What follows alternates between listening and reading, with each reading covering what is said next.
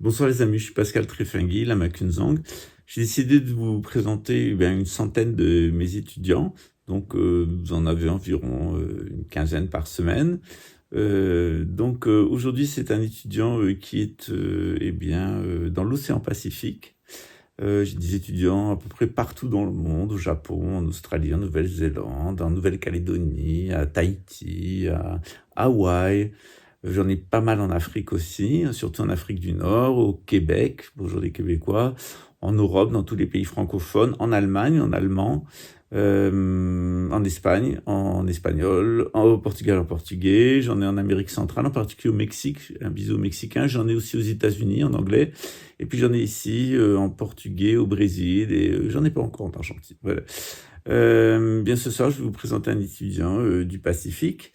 Et puis, il partage avec vous son expérience. Ça fait environ 1 an qu'il est mon étudiant. Il a fait un cours de gnose. Il a pris un deuxième cours de gnose chrétienne qui commencera en fin d'année. Et puis, il a fait son thème astral. Voilà, c'est un thème astral qui a duré 2 heures. Voilà, ça arrive quelquefois. Il y a eu plus. Hein. C'est 2h15, je crois, le record.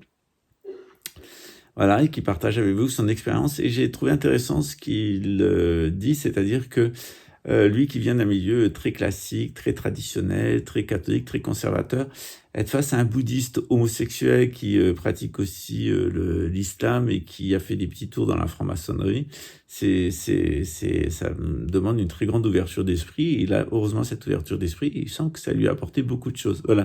C'est aussi un des moyens habiles. Hein. Dans le bouddhisme, on croit beaucoup aux moyens habiles. C'est-à-dire que le dzogchen, c'est surtout ébranler notre mental dans ses convictions. Notre agitation mentale, elle fabrique notre ego, et notre ego est extrêmement cruel. Quoi qu'il en soit, que ce soit un ego subtil ou un ego grossier, il est cruel et il voile notre nature Bouddha. Et donc, on a toute une lignée à laquelle j'appartiens de lamas dans le bouddhisme tibétain, mais aussi en Chine et au Japon, qui sont des lamas facétieux. Voilà.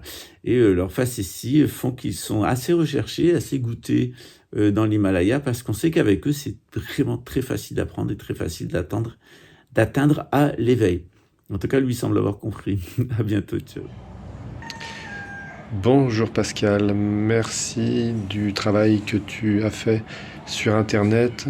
Cela fait maintenant 3 ans que je suis tes enseignements et tes vidéos avec beaucoup de variations dans les thèmes et dans le ton.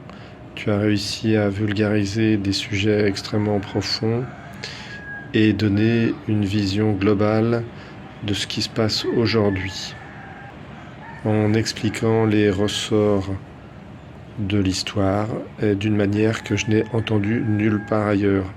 Donc j'invite tous ceux qui ont ce même questionnement sur le sens des événements actuels de suivre tes cours de gnose et de voir tes vidéos en dépassant parfois les réticences superficielles qu'on peut avoir pour rentrer vraiment dans la compréhension de ce que tu dis. Et voilà, encore une fois, un grand merci, un grand bravo. J'ai beaucoup évolué grâce à ça, beaucoup cheminé intérieurement. Reconnaissance éternelle. Bravo, à bientôt.